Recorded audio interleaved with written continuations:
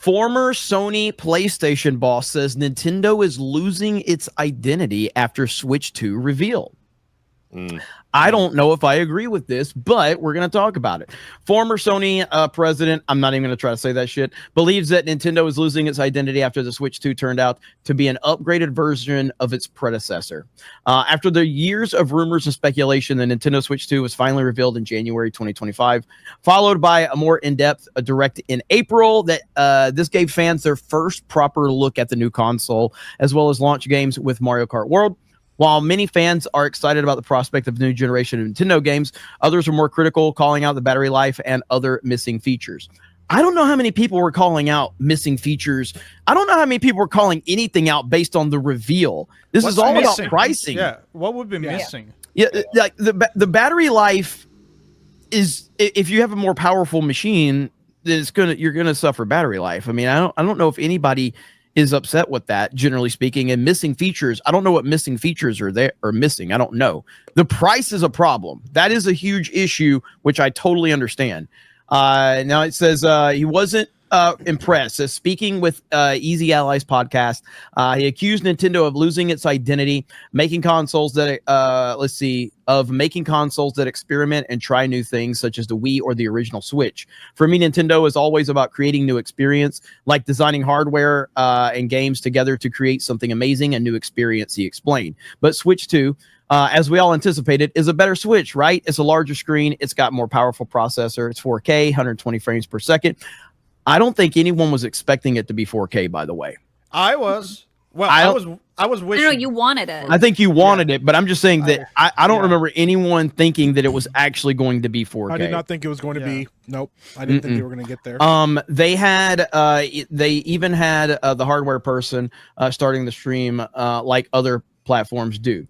I understand the point he's making. He's making fair points in some respect. Go ahead. Yeah, but he's mentioning a couple of examples like the Wii and the Switch, and you can add there maybe the Nintendo DS was pretty revolutionary.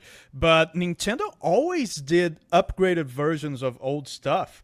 Yeah. Think of the Game Boy Color, the Game Boy Advance, the 3DS, the Super Nintendo. The Super Nintendo was an upgraded version of the NES. Well, the Wii and Wii U. The 3DS was a bigger version of that. Yeah, but it was the same concept. I just again, if he wanted to go at the angle of the pricing, this is a big problem. I think that Nintendo needs to figure out how they're going to handle that.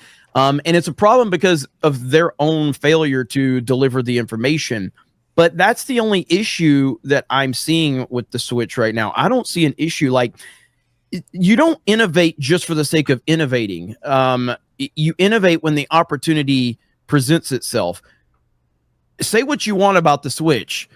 It's the Switch 1. They perfected the hybrid handheld home console. It did. It's like everybody talks about the Steam Deck, and I know the Steam Deck is awesome. It's not. There's no dock mode with the Steam Deck. Like you have dock mode with this, so I don't know what it could have done. The PSP and the PS Vita had the PlayStation TV, but it was something super niche and focused, and it was definitely not as easy to use as the Switch. Yeah. I think he's made. So this is kind of weird. Maybe he didn't phrase it right, but if he's saying that it's losing its identity, I could understand the argument being made that it's making a shift to try to have more third-party games come onto the software. That's why they're upgrading the software so they can have like a FromSoft exclusive. They can have all these different kind of things. But I mean, if you say it's losing its identity, it would be the argument that maybe they're not putting as many Nintendo games. Why didn't you correct me, Kata? I was going to sorry, X-Wing. I don't have a Steam Deck. I don't think I understand it. It's almost like he's saying they're not making enough first-party games. That's what I feel like he's saying. But they're going to come. I just don't know what his argument is. And somebody said he's not talking about pricing. He's talking about the design and all of that. It's just like, what did you expect them? Like, if you work for Sony and you're on the PlayStation 5 to going into 6, what did you guys do to innovate? But maybe that's not his argument. Maybe his argument is this is what Nintendo is always known for. But it's like, this is also what's gotten Nintendo in trouble. This is a blessing and a curse. This is a double-edged sword. I think he has like a misunderstanding of like Nintendo's priorities. Like, yeah, innovation is a big thing for Nintendo, but that was always second. Ahead of that was always money.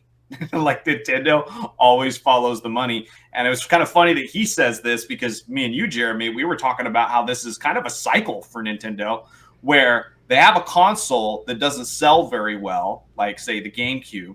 And so they're like, okay, now let's do something crazy and innovate. So they make the Wii. And now the Wii sells really great. So they're like, all right, now let's stick to the plan and just call it Wii U. Let's like literally just launch ourselves off of the success off of the last console. And then that didn't do well, so they got to change things up. The Switch was the best-selling Nintendo console they've ever had. Of course they were going to follow that. And then to a certain extent, like, why wouldn't they even just listen to their audience? We weren't asking them to do anything different.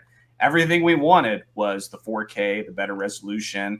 Just we wanted more from our games. So if they did something crazy, we'd be like, we didn't want this. We wanted a Switch that could compete more with, like, modern games. And so I don't know. I feel like it's a lose-lose situation. There's always going to be a hater saying, because that's would have been my complaint is if they did something crazy, wild, and different like the Wii, I'm going to say, dude, you could have had it on a silver platter. Like, this is not what we wanted. Yeah. By the way, so is this the case? So it just doesn't. It's not sold with the dock. Is that what it is? You got to get your own dock. Yeah. Okay. Yeah, then what it was not sold with. That was what I understood. Same thing as the PlayStation TV. Yeah. But I yeah. wonder if he's projecting. Who, this PlayStation guy, the former PlayStation guy? Yeah, because in a sense, like, kind of, if you just look at everything that's released recently, it feels like both, Xbox has definitely lost its identity, and For sure. PlayStation's not behind it or not too far behind it, just because they're losing out on the exclusive thing, and then they keep screwing over players who want to play on PC. The Helldivers situation comes to mind. I can hear people in the chat already talking about Nintendo simps defending Nintendo. That's not it.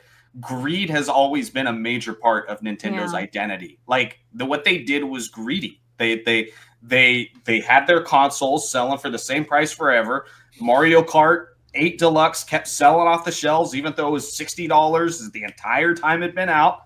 And now they had games that had looked better than they'd ever been before. And they're just like, people are just going to eat it up. They're going to love it. They're going to buy it. Why not make more money? What other direction were they going to go at this point? I mean, were they going to follow up the GameCube and now they're going to make the Game Sphere without any portability? Like, for me, it makes sense. I just don't. Go ahead, Kate, if you had any thoughts on this. But like, No, I don't know. mean, I don't. Ben kind of said it. What I was going to say. Yeah, I just don't. I don't get what the problem is.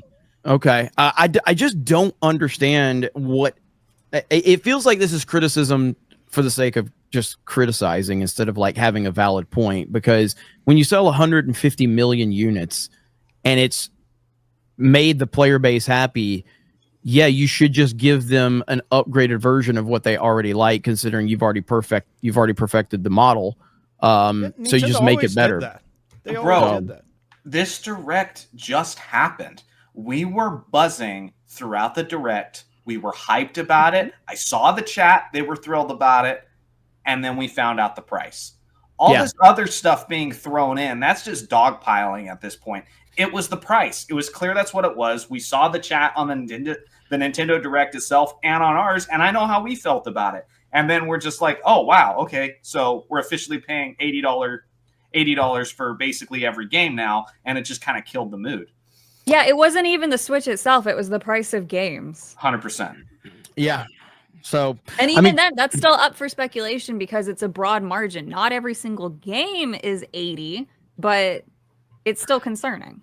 Well, I think that again, we'll see how it all plays out. It's Nintendo's mess to clean up because they created the fucking mess. But I mean, there is a bundle out there. You're kind of like, it seems like the $80 price tag is more so to push people to buy the bundle, than anything. Sure. But it's not even. I don't think the price is a big problem. I think it's the way that they delivered it. I think it's the shady way that they did it, where you didn't present the information directly to the people that were most interested. You made people jump through hoops, and it came off as shady and disrespectful to the audience. And then from there, and then from there, the internet took it and ran with it. Yeah. And you lost the plot at that point in time, and they deserve that because they knew what the fuck was. They didn't want to announce the price of the fucking game because they knew that it was going to put a sour taste on the end of that direct. Well, guess what? It still bit you in your ass.